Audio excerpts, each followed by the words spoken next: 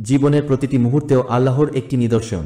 আমরা যখন হতাশ হই, ভেঙে পড়ি, তখন যেন ভুলে যাই যিনি আকাশের নিচেই আমাদের বাঁচিয়ে রেখেছেন, তিনি আবার উঠিয়ে দিতে পারেন নতুন আশার আলোয়।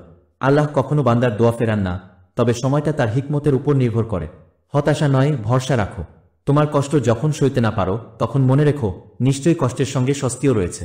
আল্লাহ কখনো কাউকে এমন বোঝা দেন না যা সে বহন করতে অক্ষম। তাই কষ্টের মাঝে তোমার ধৈর্য শক্তিও এক ধরনের নেয়ামত। নামাজ সবচেয়ে বড় আশ্রয়। তোমার মন যখন অস্থির, যখন কেউ বোঝে না তোমাকে, তখন সিজদায় পড়ে যাও। আল্লাহ সব শুনেন, এমনকি নীরব কান্নাও। নবী সাল্লাল্লাহু আলাইহি ওয়াসাল্লাম যখন কষ্ট পেতেন, তিনি বলতেন, হে বেলাল, নামাজ দ্বারা আমাদের হৃদয়কে প্রশান্ত করো। তুমি যখন নামাজ পড়ো, তখন আসলে তুমি কেবল ফরজ আদায় করছো না, বরং তুমি আল্লাহর সাথে সংযুক্ত হচ্ছ, তার শান্তির সাগরে ডুব দিচ্ছ। দোয়া কখনো বিফলে যায় না।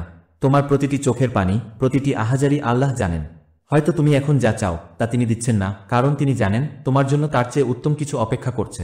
কখনো কখনো অপেক্ষাটাই তোমার তাকদীর বদলানোর মাধ্যম। প্রতিদিন নতুন সুযোগ। আজকের দিনটি যদি খারাপও হয়, আগামীকাল একদম নতুন শুরু হতে পারে।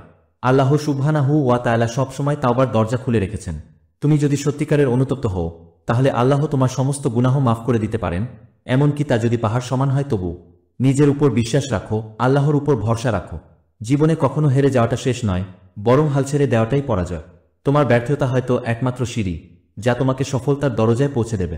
তোমার দায়িত্ব চেষ্টা করা, ফলাফল আল্লাহর হাতে। ভরসা করো এবং কাজ চালিয়ে যাও। কুরআন জীবন পরিবর্তনের চাবিকাঠি। মাঝে মাঝে সময় বের করো আল কুরআনের জন্য। কুরআনের প্রতিটি আয়াতে আছে জীবনের উত্তর, শান্তি ও দিক নির্দেশনা। কুরআন শুধু পড়ার জন্য নয়, বোঝার জন্য, জীবনে বাস্তবায়নের জন্য।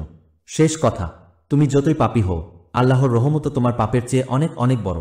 হতাশ হইও না, ফিরে এসো। আল্লাহ বলেন, হে আমার বান্দাগণ যারা নিজেদের উপর জুলুম করেছ, তোমরা আল্লাহর রহমত থেকে নিরাশ হইও না। নিশ্চয়ই আল্লাহ সব গুনাহ ক্ষমা করেন। এই জীবন পরীক্ষার ময়দান, আর সফলতার চাবি হল ঈমান, সবর ও তাওয়াক্কুল। জীবনটা বদলে যাবে যদি তুমি আল্লাহর দিকে ফিরে আসো।